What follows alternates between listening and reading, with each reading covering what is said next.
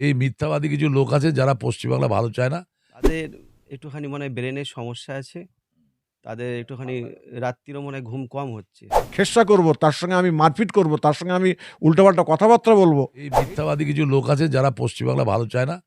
তারা এসব অপব্যাখ্যা করছে। যারা বড় হুজুরকে, ছোট হুজুরকে, মেজ হুজুরকে যারা শ্রদ্ধা করে না, তারা এসব কথা বলছে নিজেদের ধান্দা ঠিক রাখার জন্য। মারপিট, দ্বন্দ্ব, গালাগালি করা এটা ধর্ম নয়, এটা ইসলাম নয়, এটা বাংলার মুখ্যমন্ত্রী টাকা নিয়ে তেনার সবকিছু নিয়ে এই নিয়ে সেই নিয়ে বিলাসিতা করলো। আজকে একটু ভাগে কম পড়ছে। তাকে আর কোনো পাত্তা দিচ্ছে না। তাই আজকে ওনাদের বিরুদ্ধে কথা বলছে। অ্যাকচুয়ালি আমাদের অ্যাসেম্বলি চলছিল। আমি কালকে অ্যাসেম্বলিতে খবরটা পাই। আমি কাসেম ভাইকে বলেছিলাম, আমাদের আম নাসির ভাইকে বলেছিলাম যে, আজকে আমি অ্যাসেম্বলি থেকে ডাইরেক্ট এখানে আসবো। তাই এসছি। মাটি দেওয়ার টাইমে আমি থাকতাম। কিন্তু আমার দুর্ভাগ্য যে সেই টাইমে আমি থাকতে পারিনি। আর ইসলে সাওয়ার আসছে। আমাদের এখানে আপনারা জানেন যে রাজ্যের চেয়ান্সেলর হচ্ছে কাসেম সিদ্দিকী। ওরা এখানে কমিটি করেছে। যে কমিটি আমাদের নাসির সিদ্দিকী ভাই আছে, নাজিমুদ্দিন সিদ্দিকী ভাই এবং আমাদের রফিক, মুন্না সবাই আছে আমাদের লিডাররা, ছেলেরা। তো আমি ইসরায়েলের সওয়ালটার জন্য আমরা একটা আলোচনা করছি আজকে এখানে। প্রতি বছরই রাজ্যের মুখ্যমন্ত্রীর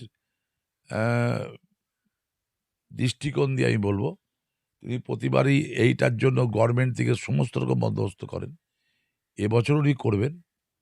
তো আমি এসডিওকে পাচ্ছি না ওভার টু ফোন। আমি সামনের সপ্তাহে একটা মিটিং কল করছি as chairman Furfura Sharif development authority. তা সেখানে আমরা মিটিংয়ে আমাদের কাসেম ভাইও থাকবে এবং এই কমিটি টোটাল কাজটা দেখাশোনা করবে। আমাদের ইয়াং ফোর্স আছে। এবার আমরা চাইছি যে ম্যাক্সিমাম ইয়াং ছেলেদের নিয়ে ভলেন্টিয়ার্সটাকে তৈরি করতে, যাতে যারা তীর্থস্থানে আসবে পুণ্যার্থীরা তাদের যেন কোনো অসুবিধা না হয়। কেউ মন্তব্য করছে যে ফুরফুরা শরীফের বরাদ্দ টাকা অন্য জায়গায় চলে যাচ্ছে। ফুরফুরা শরীফে কাজ হচ্ছে। যারা বলছে সর্বই মিথ্যে কথা বলছে। রাজ্যের মুখ্যমন্ত্রী এত ভালো কাজ করে বলছে কিছুই করেনি। অথচ দেখুন যে বাজেট কি করে দিয়েছে। তা এই মিথ্যাবাদী কিছু লোক আছে যারা পশ্চিমবাংলা ভালো চায় না। তারা এসব অপব্যাখ্যা করছে। যারা বড় হুজুরকে, ছোট হুজুরকে, মেজ হুজুরকে যারা শ্রদ্ধা করে না, তারা এসব কথা বলছে নিজেদের ধান্দা ঠিক রাখার জন্য। আমাদের তপন দাশগুপ্ত সাহেব এসছেন। ফুরফুরা শরীফের একটা অন্যতম বয়োজ্যেষ্ঠ পীর পীর আল্লামা আব্দুল্লাহ সিদ্দিকী হুজুর ইন্তেকাল করেছেন, আমার শাহজাহান হুজুর পীর কেবলা। উনি যেই দিন ইন্তেকাল করেছেন, আমি সেই দিন মুখ্যমন্ত্রীকে জানিয়েছিলাম। উনি পাঠিয়েছিলেন, আমাদের সেনাসি চক্রবর্তী সাহেবকেও পাঠিয়েছিলেন এবং তপন দাশগুপ্ত ভাইজানকে পাঠিয়েছেন। উনি এসেছেন, সবার সঙ্গে সাক্ষাৎ করলেন। সাক্ষাৎ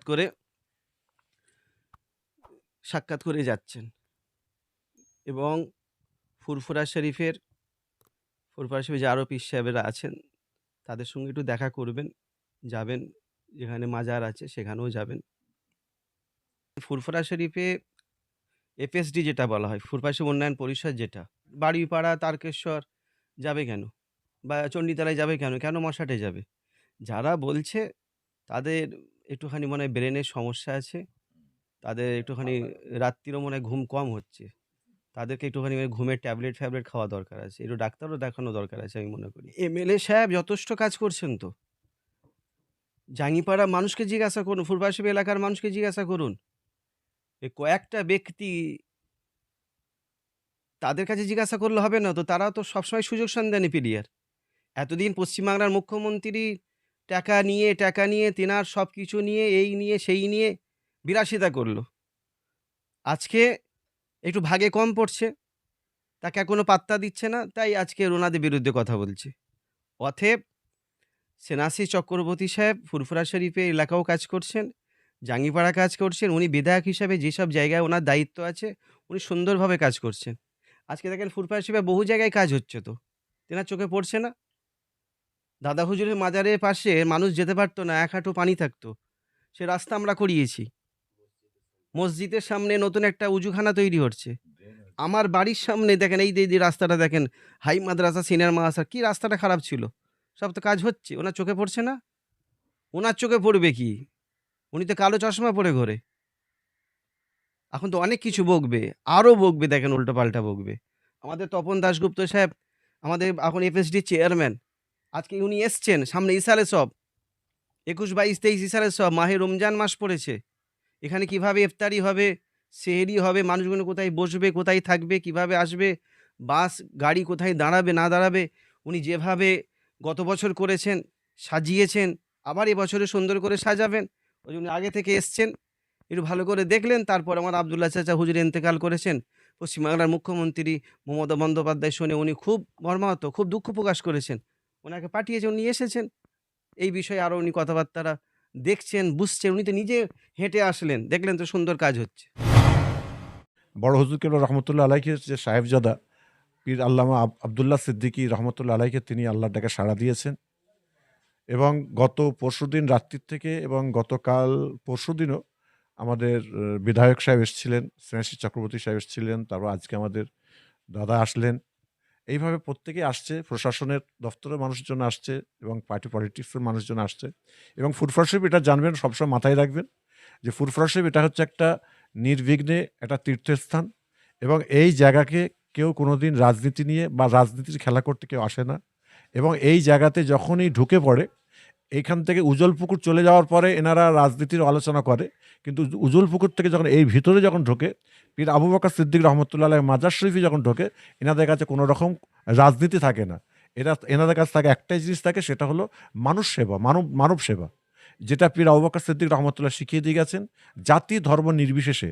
এবং এই ফুরফুরা শরীফ আজকে শুধুমাত্র দাদাকে তপনদাকে দেখছেন বলে অনেকে মনে মনে ভাবছে যে কেন এসছেন, কী দরকার ছিল, কিন্তু এই ফুরফুরা শরীফে মহাত্মা গান্ধী থেকে শুরু করে, সুভাষচন্দ্র বসু থেকে শুরু করে, নেতাজি সুভাষচন্দ্র বসু থেকে শুরু করে, মৌলানা আবুল কালাম আজাদ থেকে শুরু করে বড় বড় মনীষীরা এখানে এসেছেন। এখানে এসে তাঁরা আপনার কি বলে পীর আবু বকর সিদ্দিক রহমতুল্লাহ দোয়া নিয়ে গেছে। এখনো পর্যন্ত সেই দোয়া এখনো পর্যন্ত আছে। সেই দোয়া নেওয়ার জন্য আমরা যারা আছি, আমাদের কাছে দাদারা আসেন, কিন্তু আসল দোয়া কিন্তু সেখান থেকে আসে। কিন্তু এখন কিছু মানুষ বেরিয়ে গেছে, বিশেষ করে ফুরফুরা শরীফকে নিয়ে যারা খেলা করছে এবং ফুরফুরা শরীফকে নিয়ে যেটা আমরা সারা বিশ্বের মানুষের কাছে একটা নাম রয়েছে যে ফুরফুরা শরীফ। এখানে যখন শরীফ নামটা রয়েছে, শরীফের জায়গায় এখানে কোনো রাজনীতি চলে না। এবং আমি একজন অ্যাজ এ পীরজাদা, আমার কাছে দাদা এসছে, নিয়ে সিপিএমের হতে পারে, তৃণমূলের হতে পারে, কংগ্রেস হতে পারে, আরএসপি হতে পারে, ফরওয়ার্ড ব্লক হতে পারে, বিজেপির হতে পারে, যে কোনো ধর্মের মানুষ এখানে আসতে পারে। আসার পরে তাকে আমি খেসা করব, তার সঙ্গে আমি মারপিট করব, তার সঙ্গে আমি উল্টোপাল্টা কথাবার্তা বলবো। এইটা কিন্তু পীর আবু বকর সিদ্দিক রহমতুল্লাহ এই কথা বলে যায়নি। এবং আজকে জানার জন্য আজকে আমরা মুসলমান বলছি, প্রফেট মুহাম্মদ সাল্লাল্লাহু আলাইহি ওয়াসাল্লাম তিনিও কিন্তু এই আদর্শ দেখিয়ে যায়নি। তাঁর কাছে অনেক বেধর্মীরা আসতেন, আসার পর তাদের ঘরে যখন তাকে কোনোদিন কুকথা বলেছে, তাকে সালাম দিয়েছেন, বলতে আমাকে সালাম পৌঁছে দিও। একটা বাচ্চা মানুষকে তিনি হেদায়েত করার জন্য 2 দিন সময় নিয়েছে। কেন?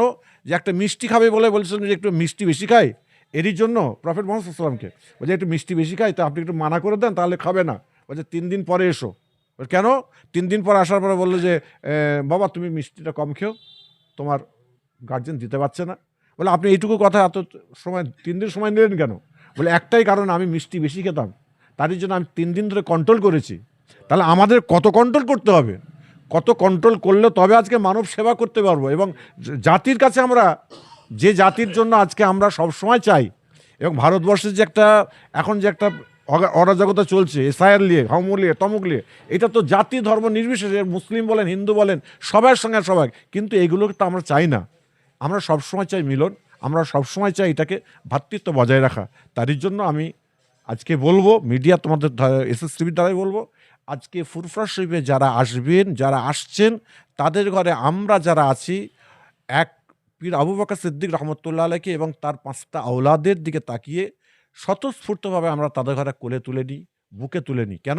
এটাই হলো আমাদের আদর্শ, এটাই হলো আমাদের ভালোবাসা। মারপিট, দ্বন্দ্ব, গালাগালি করা এটা ধর্ম নয়, এটা ইসলাম নয়, এটা ফুরফুরা শরীফ নয়। এটা মাথায় রেখে আমাদের প্রত্যেককে চলতে হবে।